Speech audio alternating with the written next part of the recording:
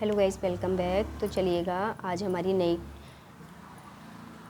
नया टॉपिक है परागकण। ठीक है, पॉलिनेशन, जिसे हम यहाँ पर पढ़ेंगे। और अभी तो गाइस हम बुक रीड कर रहे हैं, तो आपकी 3-4 जो क्लासेस हैं, 3-4 वीडियो मैंने इस चैप्टर की आपको डाल दी हैं। अभी हम बुक रीड कर रहे हैं और अभी हम क्या करेंगे, हमें टोटल इसकी बायोलॉजी के जो भी क्वेश्चंस हैं, बीच में से क्वेश्चंस जो भी बनते हैं, 1 मार्क्स 2 मार्क्स, ये आपको सारे ही यहाँ कराए जाएंगे। अभी हम पहले बुक रीड कर लेते हैं। और बुक रीड में बहुत कुछ देखने को और सुनने को मिलता है।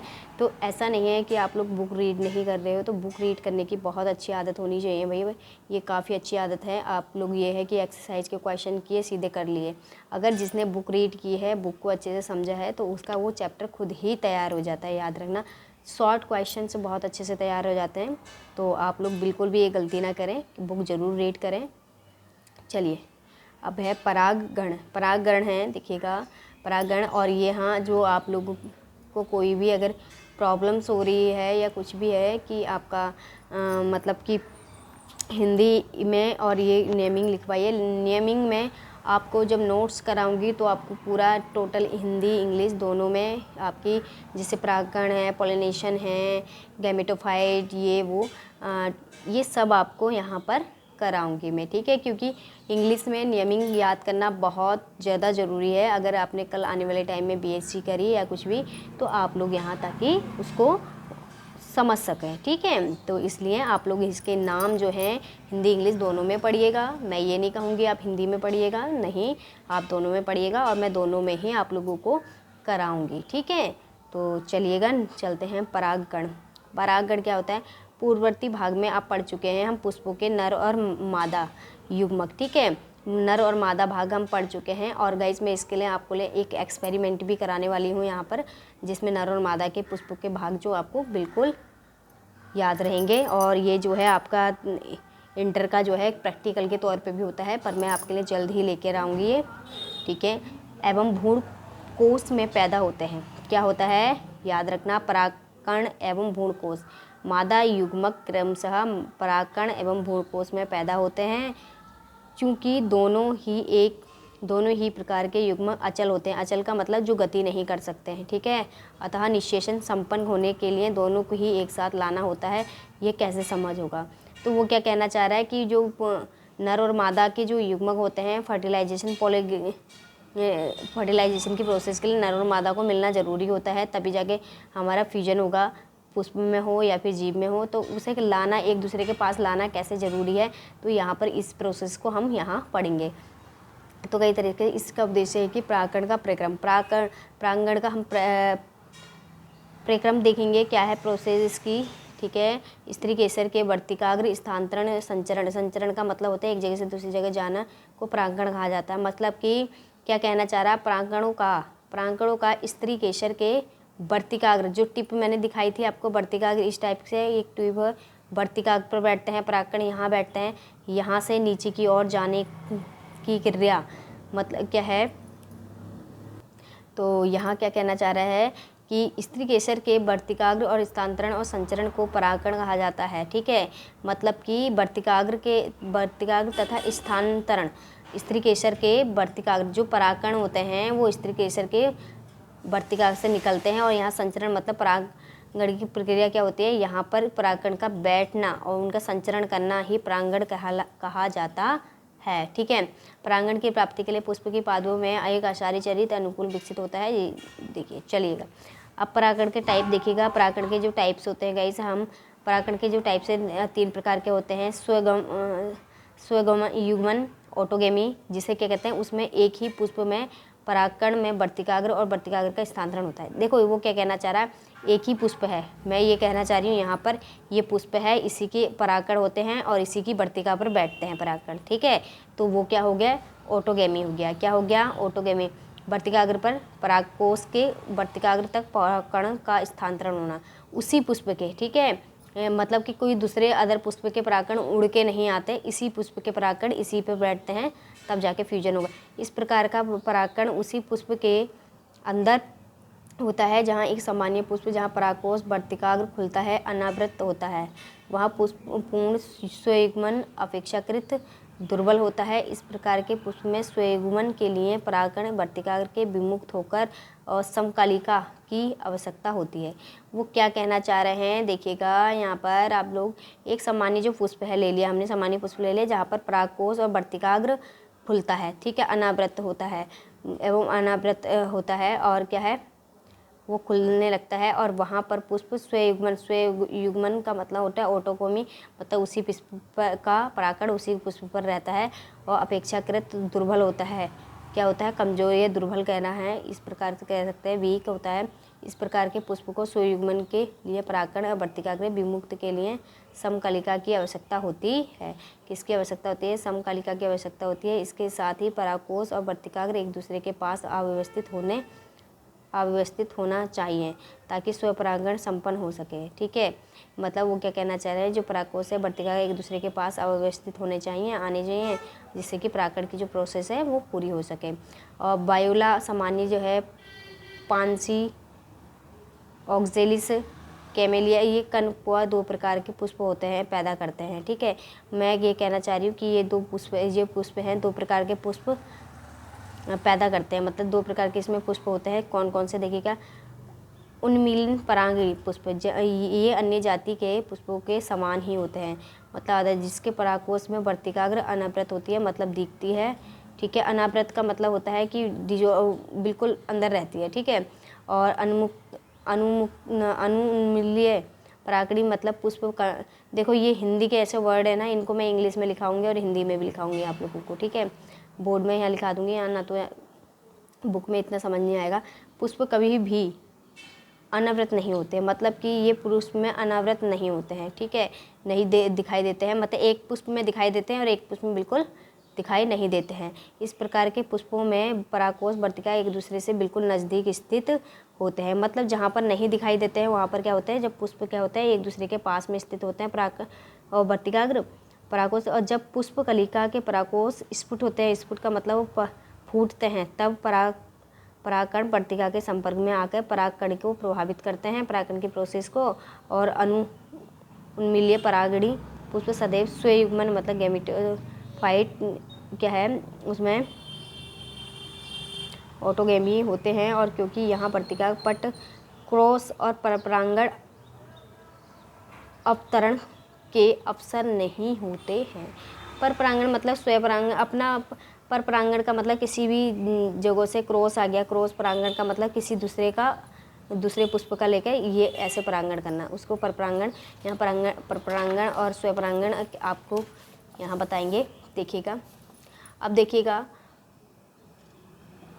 उन्मील परागणी और सुरक्षित रूप से यहाँ तक है कि परागकण की अनुपस्थिति बीज पैदा करते हैं। क्या आप सोचते हैं कि ये पौधे जो होते हैं इनका फ़ायदा या हानि होती है क्या? सजाती पुष्प का परागण, अब ये था कि स्वयुग्मन था, उसी पुष्प का परागण उसी पर सजाती होता है। और देखिएगा यहाँ पर सजाती का मतलब एक ही पौधे का एक ही पुष्प का परागण जो दूसरी वर्तिका तक स्थानांतरण करता है। मतलब ये क्या कह रहा था, एक ही पुष्प का जो परागण होता है वो दूसरे पुष्प पे कैसे वर्तिका पर बैठता है उसी के। तो क्या है, यदि सजातीय परागण क्रियात्मक रूप से परागण है तो इसमें एक कारक एजेंट सम्मिलित होता है। सजातीय पुष्पीय परागण लगभग स्वयुग्मन जैसा ही होता है, याद रखना, ठीक है, क्योंकि इसमें परागण उसी पादप से आते हैं, याद रख, ठीक है, दोनों की सेम क्रिया होती है। परपरागण क्या होता है?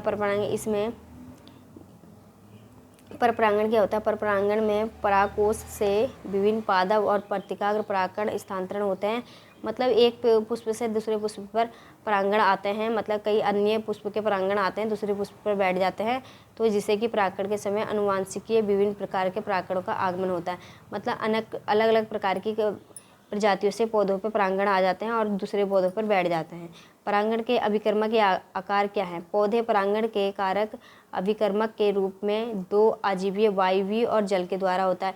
याद रखना, जो परागण होता परनिषेचन होता है, पर ये कारण क्या होता है कि किसी के जैसे हवा चल रही है तो आप मान लीजिए आपने मक्का लगाई है, मक्का के हो परागण या फिर किसी के भी हो, तो वो क्या होता है, उड़ने के बाद किसी भी दूसरे पुष्प पर बैठ सकते हैं, तो ये क्या कहना चाह रहा है, परपरागण का मतलब है किसी भी दूसरे पुष्प का परागण उड़कर किसी और पर बैठ जाना, उसको क्या कहता है। और किस किस के द्वारा, हवा के द्वारा बैठ सकता है और जल में तैर के आ सकता है। तो ये 2 प्रकार से होते हैं, इसके एजेंट हैं मतलब कारक हैं, इसके 2 प्रकार से हो सकते हैं।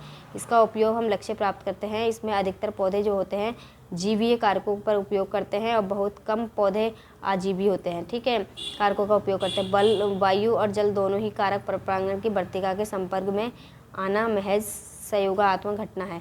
इस प्रकार के अनिश्चितता तथा परागणों को हाथ से जुड़े तथ्यों की क्षतिपूर्ति हेतु पौधे बीजांडों की तुलना में आसंख्यिक मात्रा परागण उत्पन्न होते हैं। वो ये कहना चाह रहे हैं इस प्रकार के जो परागण होते हैं अनिश्चितता तथा परागणों के हाथ से जुड़े होते हैं, मतलब हानि से जुड़े होते हैं। इसमें हानि भी हो सकती है, बीजांडों की तुलना कर सकते हैं, असंख्यक रूप से परागण उत्पन्न करते हैं ऐसे, ठीक है। आजीवी परागण में वायु द्वारा परागण सर्वाधिक होता है। जब हवा चलती है ना, ऐसा परागण में परागण जो क्रिया होती है पुष्पों में हो या किसी में भी पेड़ पौधों में जो भी हो, तो उसमें क्या होता है हवा के द्वारा ज़्यादा आते हैं। जब हवा चलती है तो एक दूसरे के परागण एक दूसरे पर बैठ जाते हैं। इसके साथ ही वायु परागण में हल्के चिपचिपापन होता है। याद रखना, वायु के जो परागण होते हैं उनमें चिपचिपापन होता है, जिसके कारण वो क्या करते हैं, परागणों की ज़रूरत होती है ताकि वे हवा के झोंके से के साथ संचारित हो सकें और साथ में वे अनावृत पुकेसर को युक्त होते हैं। मतलब अनावृत मतलब जो पुकेसर होता है उनसे युक्त होते हैं ताकि वे आसानी से हवा के बहाव से प्रसारित हो सकें, ठीक है। और तथा ये बृहद और बाह्य पिच मतलब पीछे वर्तिका के युक्त होते हैं ताकि ये आसानी से वायु में उड़ सके और अवध किया जा सके। जैसे वायु परागण पुष्प में प्रत्येक अंडाशय के एक अकेले बीजांड द्वारा एक पुष्प क्रम असंख्यक पुष्प के गुच्छे होते हैं। इसका जाना पहचाना उदाहरण है भुंटा, बतख, ठीक है। भुंटा जो मक्का होती है, मक्का का, और इसमें क्या होते हैं अपने टेसले दिखते हैं जो वे कि कुछ और नहीं बल्कि वर्तिका पर हवा से झूमते हुए किसी पर भी आके आसानी से पकड़ लेते हैं। तो घासों में भी ऐसे ही ये परागण देखा जाता है। जो पुष्पी पादप होते हैं वो पानी द्वारा दुर्लभ जातियाँ होती है, काफ़ी दुर्लभ होता है। पानी के द्वारा कुछ क्या होता है उनका परागण झड़ जाता है, पानी के द्वारा भी आ जाते हैं। जैसे नदी नालों में एक बीजपत्री के पौधे क्या होते हैं वो परागण हो जाता है उनमें, जैसे ब्रायोफिलम हो रहा है, टेरिडोफाइटा हो गया, जो कि नदियों किनारे होते हैं पौधे। ज़्यादातर क्या होते हैं उनके जो नदियों किनारे पौधे होते हैं उनके अंदर जो परागण क्रिया होती है ना वो ज़्यादातर पानी के द्वारा होती है। देखो ये बहकर आ गया नर युग्मक, और ये क्या है दूसरे पौधे की इसके किस पर बैठ गया, वर्तिकाग्र पर बैठ गया, ठीक है, समझ आया। तो इसका ये वर्तिकाग्र पर बैठ गया, ये किसके द्वारा आया, पानी के थ्रू आया, ठीक है। बहकर परिवहन संचरण करते हैं और नियमित साधन जैसे जल हो गया, जल के ये विश्वास किया जाता है कि कुछ ब्रायोफाइटा टेरिडोफाइटा का विस्तारित केवल इसीलिए सीमित है क्योंकि उसमें क्या होता है, जल में क्या होता है परागण कुछ तो बह जाते हैं, कुछ ही बैठते हैं, तभी ये जलीय पौधे जो है तो वो कम होते हैं, ठीक है। और इसमें क्या है कुछ नर युग्मक परिवहन निषेचन जल के द्वारा कि जल की बहुत आवश्यकता होती है उनको, जिसे जलीय परागण भी कहा जाता है। जैसे ब्लिसनेरिया हो गया, हाइड्रा हो गया, ये ताज़े पानी में उगते हैं और अनेक समुद्री जलीय घास होती है, जैसे जोस्टेरा हो गया आदि। ऐसे जलीय पौधे जो होते हैं वो जल द्वारा परागण करते हैं। इसमें परागण के लिए उपयोग में नहीं लाए जाते, इसलिए अधिकांश जलीय पौधे जो होते हैं वाटर थाइलिस, जैसे कल हमने आपको बताया था, जो कि पानी में बिल्कुल फैली रहती है, उसको कहते हैं। और कीटों में जिसमें कीटों एवं वायु से होता है। और जैसे ही अधिकतर थालीय पादप जो होते हैं, जैसे कि थल होता है उनका ना, थालीय पादप जो होते हैं एक प्रकार के जलीय परागण के मादा पुष्प और एक डंठल होता है और जल की सतह पर आ जाते हैं। नर युग्मक जो परागण होते हैं पानी की सतह पर अमुक्त रूप से रहते हैं। पानी की सतह पर जो नर युग्मक होते हैं पानी की सतह पर बैठे रहते हैं, मतलब कि कहने का मतलब बहते रहते हैं, ठीक है। और जिसके कारण वो वर्तिका से मिल जाते हैं, वर्तिका तक पहुंचता है, जिससे कि फिर समुद्री घास पेड़ पौधों में क्या होता है परागण हो जाता है। तो ये होती है हमारी जल की परागण। जैसे अधिकतर पादप जो होते हैं वो कुछ कीटों द्वारा भी परागण होता है, याद रखना, कीटों द्वारा। जैसे चींटी हो गई, चींटी कहीं से, जैसे मधुमक्खी है ना, मधुमक्खी का परागण कहीं से शहद लेके आई, इस पौधे पर बैठी, यहाँ से इसके पैरों पे चिपका, पीला पीला वो चिपका, पाउडर चिपका, परागण है। अब ये जाके दूसरे पौधे पे बैठ जाएगी, तो वहाँ पर इसके क्या है जो है फीमेल पार्ट्स, जो मेल पार्ट्स है, मेल पार्ट्स इसके पैरों पे या चोंच में इसके चिपक कर, इसके मुंह में चिपक कर, तो ये दूसरे की लार्वा में दूसरे पौधे पे बैठेगी तो वहाँ पर क्या हो जाएगा, उस पौधे का नर युग्मक जो है उसके अंदर बैठ जाएगा और उस पर फर्टिलाइजेशन की प्रोसेस हो जाएगी। तो जल द्वारा भी होता है, कीट द्वारा भी होता है। तो याद रखना जो परागण है वो किसके द्वारा होता है, जल द्वारा, कीट द्वारा भी हुक किया जाता है। तो यहाँ आपने जल और कीट द्वारा पढ़ा। तो हम जो यहाँ पर काफ़ी ज़्यादा यहाँ इसके बारे में यहाँ दे रखा है। तो कल हम जो पढ़ेंगे अगली क्लास में नेक्स्ट आगे का चैप्टर पढ़ेंगे, डबल फर्टिलाइजेशन पढ़ेंगे हम लोग, ठीक है। तो गाइस याद रखना कि आप लोगों का ये चैप्टर है बहुत मोस्ट इम्पोर्टेंट है और बहुत चीज़ें इसमें दे रखी हैं। तो आप लोग बिल्कुल भी ध्यान भटकाना नहीं है, क्योंकि इसके अंदर बहुत सारी चीज़ें दे रखी हैं जिससे कि नोट्स बनाने बहुत ज़रूरी है। और चैप्टर वाइज अगर जो नोट्स बनाएंगे, मतलब कि चैप्टर के अंदर से क्वेश्चन से देख के और उसको नोट्स